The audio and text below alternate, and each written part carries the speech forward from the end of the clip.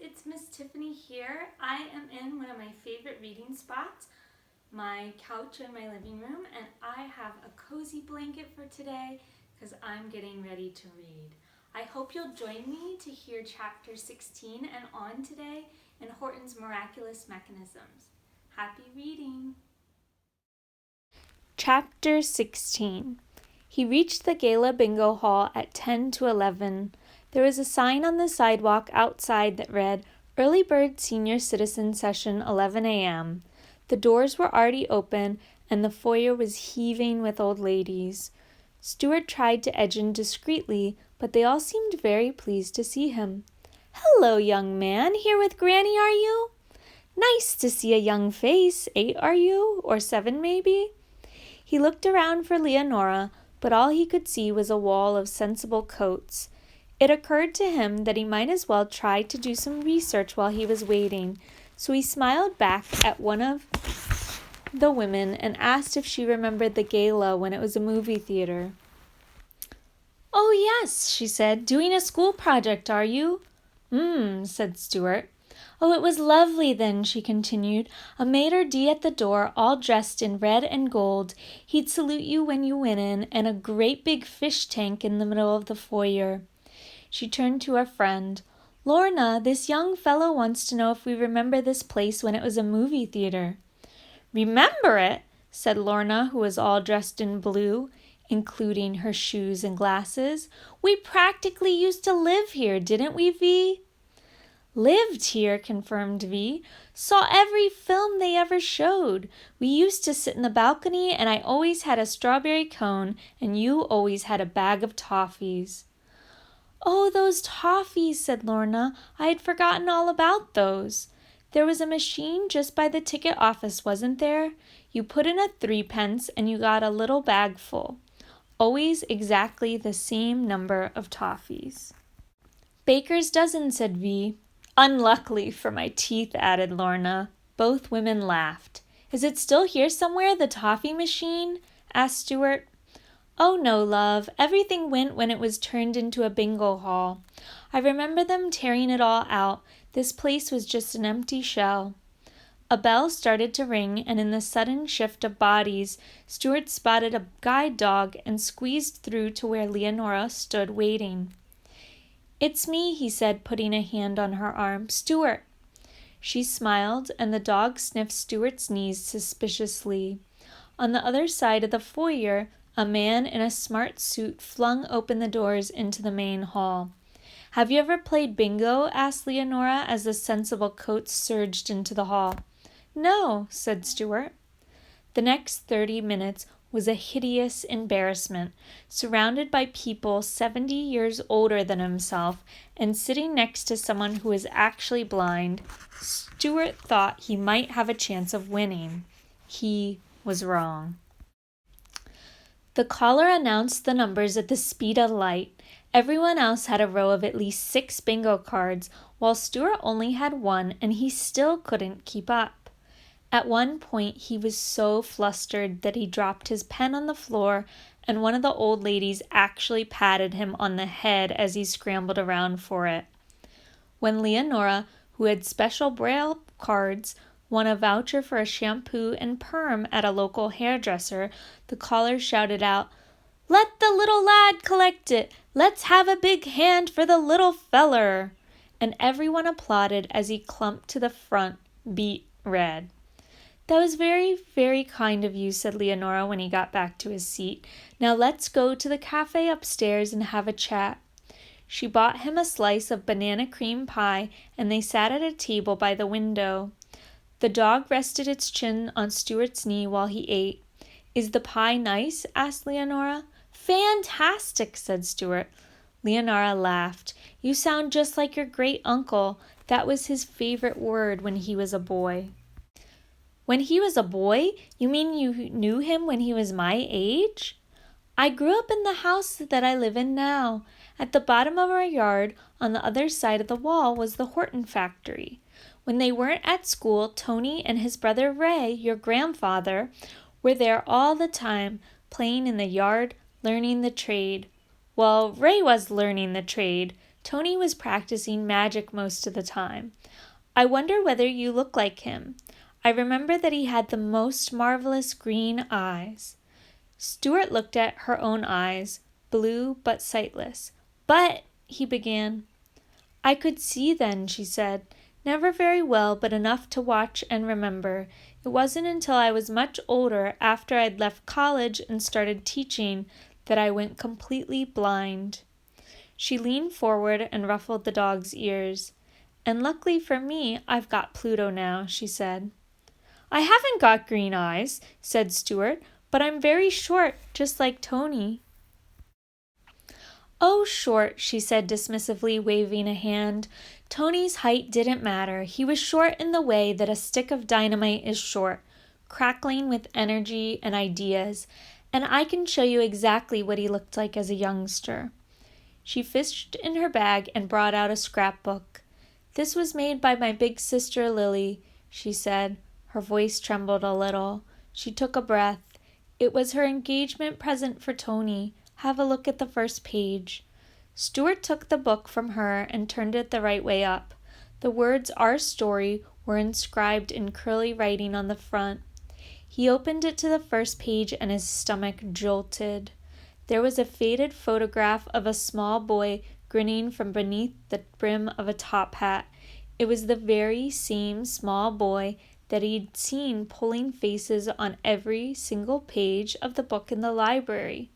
Is that my great-uncle? He asked. The boy in the top hat? That's him, Leonora nodded. That photograph was taken on the day he earned his first wages for magic. He performed at a children's party and was paid 2 shillings and 6 pence, all in 3 pences. He was so proud. He called it his magical money and said that he'd never, ever spend it. Stuart stared at the picture. Great-Uncle Tony was gripping a wand with one hand, but his other hand was held out toward the camera. In the palm was a cluster of coins. Stuart, how did you find me? Asked Leonora abruptly. I put a 3 pence in an old Horten's weighing machine, said Stuart.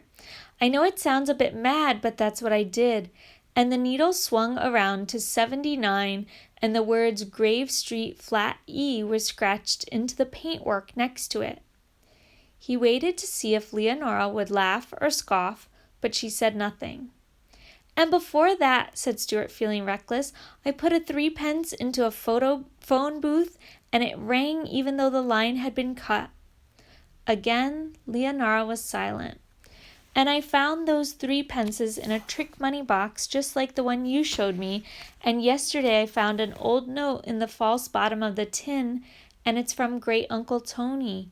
He meant it for my father. He wanted him to find the workshop. This time Leonora made a little squeaking noise, and her cheeks flushed rose pink.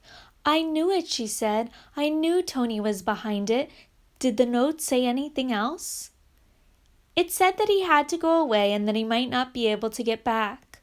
Leonora nodded. Do you know where he went? Asked Stuart. No, answered Leonora, but I know why he went. He went to find my sister Lily. Why? Where did she go? Leonora placed her hand on Pluto's head as if to steady herself. Some people thought that she died in the factory fire in 1940, she said. Some people thought she must have left Tony after an argument. You're probably the first person I've ever met who will believe the truth. Chapter 17. When the war started, said Leonora, the Horten factory stopped making its usual items and started making swivel joints for anti-aircraft guns. It was important war work, which meant that your grandfather Ray wasn't called up for the army. He was allowed to stay and look after the factory. And Great-Uncle Tony? Asked Stuart. He was below the minimum height requirement. Too short to be a soldier? Yes. So he stayed in Beaton too and became an air raid warden. And he got on with what he liked doing best, which was inventing new stage tricks. He was really beginning to make a name for himself.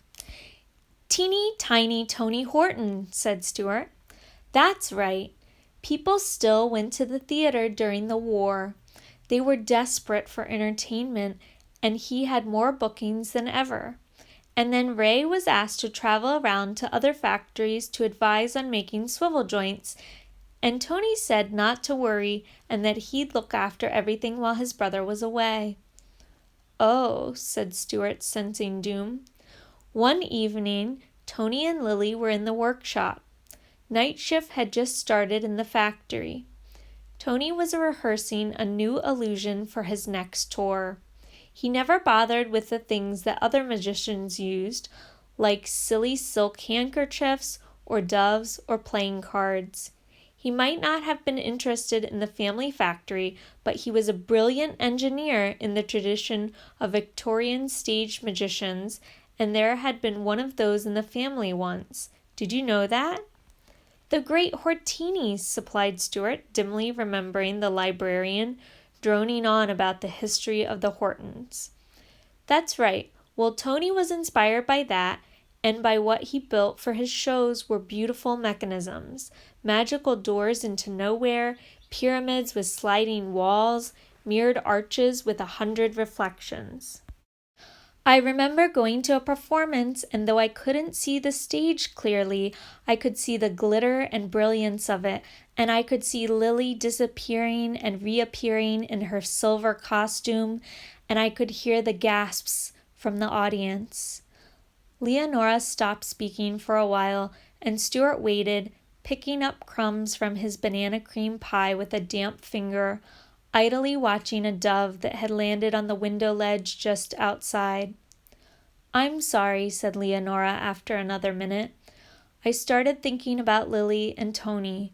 They were both hot-tempered people, forever arguing, two firecrackers in a box, but they loved each other so much.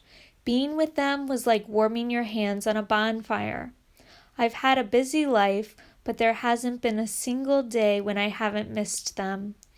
And as I get older, I seem to miss them more and more." The dove on the window ledge clattered its wings and took off again, swooping toward the sidewalk opposite the bingo hall, and almost landing on the foot of a man in green trousers who was standing in the shadow of a shop front. "So that evening at the factory," continued Leonora, "Tony had been working on the Well of Wishes. It was a very elaborate piece of machinery with a secret compartment for Lily to hide in. The idea was at the very beginning of the show, Tony would drop a coin into the well and wish for a beautiful assistant, and then she'd appear. And at the end, as a little joke, she'd drop in the coin and wish for them both to disappear, and off they'd go. So he was trying to perfect this, doing the trick over and over again, and Lily was tired. She was working as a nurse at the local hospital during the day, and she wanted to go home. They had one of their arguments, there was a great deal of shouting, and during the course of it, the coin that Tony had been using to drop into the well was hurled across the room by Lily, landing somewhere unreachable. And Tony, trying to patch up the argument, said he'd give her a very, very special coin for the trick, and he went to the factory safe and took out the purse of money that he'd earned from that first ever magic show. It was 2 shillings and 6 pence, all in 3 pences, 10 coins in all. "His magical money," said Stuart, barely breathing. He gave Lily the purse, and at that moment the siren sounded. There had already been a couple of false alarms that day, but Tony was an air raid warden, and he took his duties seriously. He went into the main factory to make sure that all the workers entered the shelter, and then he returned to the workshop. Lily wasn't there. Her coat was still on the peg, and her shoes and handbag were beside it on the floor, so he knew she hadn't left. He called and searched. The air raid warning was real this time. He could hear the bomber engines overhead and the clatter of incendiary bombs dropping outside the factory. Tony kept searching. He looked in all the secret compartments of all the stage illusions. He shouted Lily's name, and then he smelled smoke. An incendiary had landed in the gutter on the roof.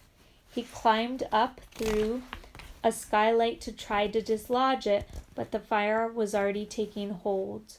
He hurried back to the workshop and searched again, desperately, frantically. Smoke was beginning to fill the factory, and he could hear the fire engines approaching, bells ringing. And then he saw something on the floor. It was the purse. He picked it up, and something made him count the 3 pences inside. There were only 9 left. The smoke was so thick by now that Tony could hardly see. He started to grope his way across the workshop toward the Well of Wishes, and then he must have lost consciousness because the next thing he remembered was waking up outside the factory. He had been rescued by a fireman, and Horten's Miraculous mechanisms was ablaze. Every stick of it burned. No trace of Lily was ever found. Plenty of the workers had heard them arguing, and some people assumed that she'd taken the chance to leave. It was easy to disappear during the war. People moved around all the time, and you could start again somewhere else without anyone knowing. But Tony knew she hadn't left the factory. He was half mad with guilt and fear. You see, she paused and moved her lips silently a couple of times, as if trying to work out what to say next. You see, although he was a magician, he had never actually believed in magic. Everything he had done had been a mixture of engineering and entertainment, and now a purse full of coins had changed all that he knew, all that he understood. He told me that he was certain that Lily was alive somewhere, and he thought that if he could rebuild the Well of Wishes, if he could recreate it exactly, then he could follow her. So he started working secretly. He locked himself away. He gave performances only in order to raise money to carry on with his search. His only wish in life was to find Lily. And one day, 4 years after the fire, in the hidden workshop, I think he succeeded. You mean that's when he disappeared? Said Stuart. Leonora nodded. But where did Lily go? He asked. What did she wish for? Where did the coin take her? I don't know, said Leonora. I've spent 50 years wondering. But if I track down the workshop, said Stuart, then maybe we'll find out. She smiled, her face looking suddenly very young. Yes, maybe, she said, and she held out the scrapbook toward him. Take this. I'd like you to have it. I don't need it anymore. All the pictures are in my memory now. Chapter 18. Cycling with a scrapbook under his arm wasn't easy, and halfway home, as Stuart rounded a corner, the book slid out from under his elbow, spinning ahead of him along the road, pages fluttering. A newspaper clipping detached itself from the last page, and Stuart got off his bike and chased the slip of paper along the sidewalk. As he grabbed it and shoved it back into the book, he realized that he could hear running footsteps behind him, and he turned and saw a chunky man in green trousers tearing around the corner at full speed, arms pumping like a sprinter. A second later, the man saw Stuart, stopped dead, spun on his heel, and darted back out of view again. Stuart stood staring. He'd recognized the man. It was Clifford, the trainee magician. Overhead, a white dove flew in a lazy loop and settled on top of the lamppost. Janine's ordered him to follow me, thought Stuart. She's hoping that I'll lead the way to the workshop.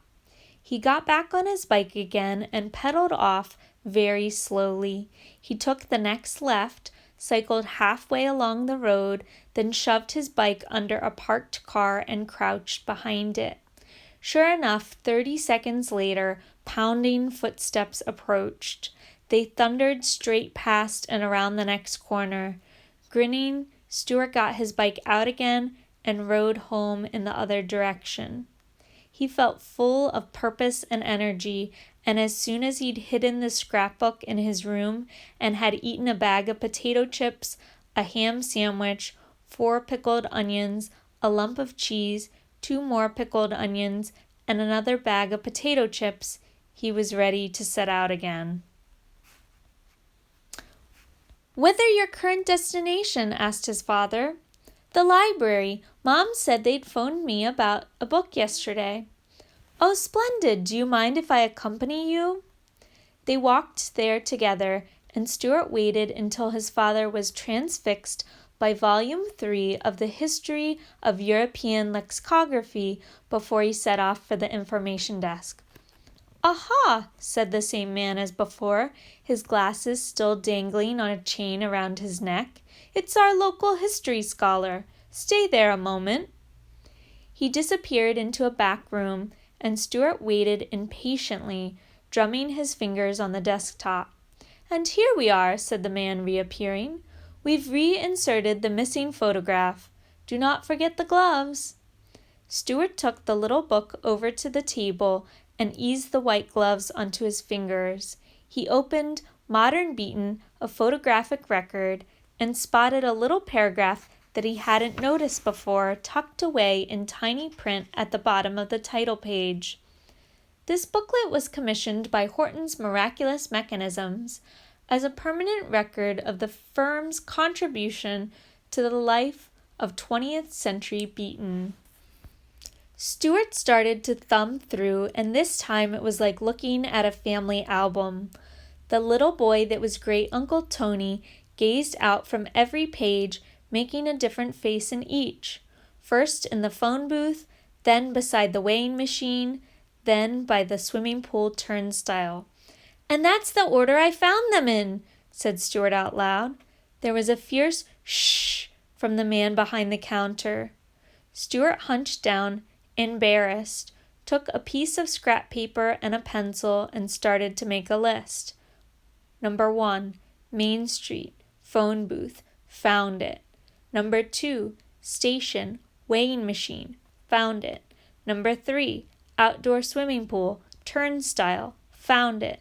Number 4, movie theater, bingo hall, toffee machine. Number 5, gas station. In this photo, Great Uncle Tony was doing a handstand against the side of the building where Stuart had seen the bicycle repair sign. His booted feet were resting on a tall metal box on 4 legs. Stuart stared at the box for a while, then shrugged and wrote "?" before turning the page. Number 6, fairground. Pictured were a Ferris wheel and a merry-go-round, a shoot-the-duck stall, and a cotton candy booth. There was even a ghost train decorated with some badly drawn phantoms and a wildly screaming girl. Great Uncle Tony was in the photograph, of course, in the background, standing on one foot and miming a kick at a passing boy with the other. Just behind him was an odd-looking object.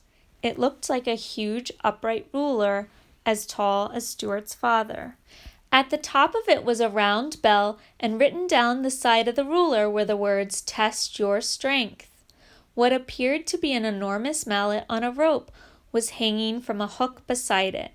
Stuart added the word "strength machine" to the list. Then he turned the page and saw for the first time the missing photo. Ancient and modern together, a young man of today's encounters the past, read the caption. The young man was Great Uncle Tony, and for once he was right at the center of the picture. He was standing in a large, rather grand room, gazing at a glass cabinet filled with what looked like tiny buttons. Behind him were other cabinets also filled with buttons. Stuart frowned, wrote "Number 7, ? And then he turned to the last picture, Number 8, bandstand. The bandstand stood in the middle of the park. The bulletin board fixed to its base had a poster that said Sunday concerts, and next to it on the grass sat Uncle Tony playing an imaginary trumpet. Stuart looked at the photo close up, his nose almost touching the page, and then again from a distance. He even turned it upside down just in case he was missing something. Finally, he gave up and turned back to the photograph of Uncle Tony and the buttons. Cabinets of buttons, shiny metal buttons. No, Stuart realized suddenly, they weren't buttons at all. Hurriedly, he returned the book to the desk. You weren't supposed to run in the library, but he ran and found his father in the reference section. Dad, he said breathlessly, remember a few days ago you said something about coins to me? Coins? Said his father dreamily, his fingers still marking the place in the history of European lexicography, his brain elsewhere. Coins, repeated Stuart slowly and firmly. You said something about a collection being of interest to a newsmatally something? Aha! His father's face lit up. You're talking about the Horten Newsmatology collection in the Beaton Museum. Apparently it's splendid. The Horten What's-It collection? Yes. What? It's named after our family? I believe so. But you didn't tell me it was called that. Oh, didn't I? Said his father with infuriating vagueness. No, never mind. Can we go there? Asked Stuart. Can we go there right now? Chapter 19, Beaton Museum. Hello, said the woman at the desk. Does this little fellow want the young explorer's backpack? No, said Stuart. It's got stickers, said the woman encouragingly. No, said Stuart more firmly. His father was standing beside him in the foyer of the museum, gazing at a scale model of a Roman catapult. Of course the Latin name ballista is the root for our modern word ballistics, he said to no one in particular. Stuart was looking at the museum map on the wall. Most of the rooms seemed to be filled with an exhibition about Beaton during the Second World War, but there were one or two that were labeled miscellaneous collections. He needed a bit of time to poke about on his own. If you're interested in ballistae, said a loud voice behind him, then you'll find a further collection of Roman siege engines in room 4. Stuart turned to see a man in a checked suit. He was wearing a badge that said Rod Felton, Chief Curator, and he looked enormously enthusiastic in a toothy sort of way. In particular, there is the post-classical example known as an onager, he added. Stuart's father looked up keenly. I believe the word onager is also the Latin word for wild donkey, he said. Rod Felton almost jumped with delight. That's absolutely correct. It's derived from the kicking action of the machine, which in turn is the result of the torsional pressure from a twisted rope. And the later medieval version, the Maginelle, was also with any luck, thought Stuart, they'll be yakking for half an hour. Unnoticed, he slipped past the desk into the museum. Hardly anyone else was in there. He passed a 1940s classroom and a 1940s grocery store, and then walked through a screened-off section containing a backyard air raid shelter with a set of bunk beds inside. As he did so, a siren sounded, and all the lights went off, and there was a short pause before a tape of bombing noises began. He carried on walking. Beaton in wartime continued. There were photographs and leaflets and posters and a large-scale model of the town showing where bombs had been dropped and where underground shelters had been built. Stuart lingered briefly over the model. It was very neatly made, with lots of details, and he was just tracing the route he'd taken the day before when he heard the curator's voice bellowing from somewhere behind him. The weapon known as the trebuchet or trebuchet, on the other hand, was employed in the Middle Ages during sieges in order to... Stuart broke into a jog and raced through the rest of the wartime exhibition. The next room contained Roman weaponry and armor, and the one after that a collection of Victorian tools and farm implements, as well as a large fake cow being milked by a huge fake milkmaid, an enormous fake horse being shoed by a giant fake blacksmith. Stuart hurried toward the next door and paused.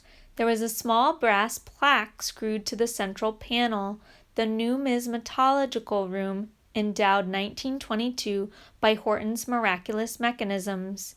He pushed open the door and found himself staring at the view he'd seen earlier in the photograph. The glass cabinet containing Roman coins, the array of coin-filled cases beyond. Behind them was a tall row of display boards showing how money is made with cartoonish illustrations. Stuart walked around the display and caught his breath. Beneath the window stood 3 large old coin-operated machines. He walked toward them, feeling as if he were moving in slow motion.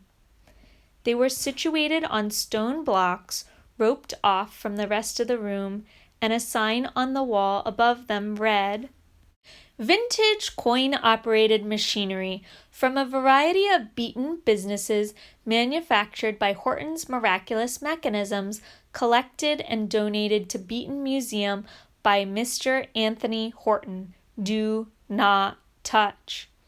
Stuart read the sign again, scarcely able to believe his eyes. Collected and donated by Mr. Anthony Horten. It was as if Great Uncle Tony were standing right here, grinning, giving him the thumbs up and urging him onward. 3 machines, Stuart thought. 3 numbers needed for the safe. And all at once he knew, with utter certainty, that this was where he would find the combination. He ducked under the rope and climbed onto the stone blocks. To his left stood the movie theater toffee machine. It was a square metal box on legs with the words "Choose Our Choose" stamped on front, and a picture of a toffee with a bite taken out of it. There was a slot for a coin at the top and a hole for dispensing the toffees at the bottom. The machine on the right was identical in appearance apart from the wording, which read, "Bicycle Tire Repair Kits." In the center stood the machine from the fairground. It was much more eye-catching than the other 2. The lettering was in yellow and red, the bell at the top had been brightly polished, and the giant mallet was glossy with black paint. At the base of the machine stood something that looked like an iron mushroom, a little more than 1.5 feet high, and behind it there was a diagram of a stick man hitting the mushroom with the mallet. "Are you a weakling or a muscle man? Only the truly strong can ring the bell," was printed next to the diagram. Stuart looked around to check that no one had come into the room, and then he stepped forward, already feeling for a 3 pence in his pocket. According to the order of photos in the book from the library, the movie theater toffee machine should come first. He pushed the coin into the slot and pulled the lever. There was a brief rattling sound, and then the slither of something coming down a chute, and a loud thud as it reached the bottom. He reached in and removed a small paper bag. Inside it was a solid, slightly sticky clump of toffees, immovably welded together by heat and time. Hurriedly, Stuart had another feel around inside the hole, but there was nothing else there. Shoving the bag into his pocket, he took out another 3 pence and moved quickly across to the machine on the right, the one that had dispensed bicycle tire repair kits. And then he paused, reaching out a disbelieving hand. The slot for the coins had been covered with a thin strip of metal. It was held tightly in place by 2 large screws. Desperately, uselessly, he pried at them with his fingernails. He could have yelled in frustration. Suddenly, he remembered the tools in the Victorian room. He ducked under the rope again and raced back there. It was empty of visitors. The tools were fixed to the wall in fan-shaped arrangements. He could see a display of hammers and one of chisels, and finally, with a leap of the heart, he spotted an entire array of screwdrivers of different sizes with age-darkened blades and smooth wooden handles. They were just out of his reach. He stood on tiptoe, but they were still too high for him, so he looked around for something to stand on and saw the large fake milkmaid was seated on a three-legged stool. She was fixed in a sitting position, so he lifted her up, she was surprisingly heavy, and propped her head first against a wagon wheel. Then he grabbed the stool and climbed onto it. He could now reach the screwdrivers. Each was fastened to the wall with a pair of plastic loops. He pulled at the handle of one of the largest. The loop snapped easily, far more easily than he had expected, and he found himself wavering backward, stepping into mid-air, sticking out a hand to break his fall. And what broke his fall was the milkmaid's backside. She lurched forward, shoving the wagon wheel with her head, and at that exact moment, the curator and Stuart's father entered the room. Stuart, lying on his back, clutching the screwdriver, could see exactly what was going to happen, and he could do nothing to stop it. The wheel trundled across the room and hit the cow. The cow leaned on the blacksmith toppled onto the horse, and the horse keeled over sideways, hitting the floor with the most enormous crash. There was another smaller crash as one of its back legs dropped off, and then a final tiny clatter as it lost an ear. The silence seemed to go on and on. "Hello, Dad," said Stuart.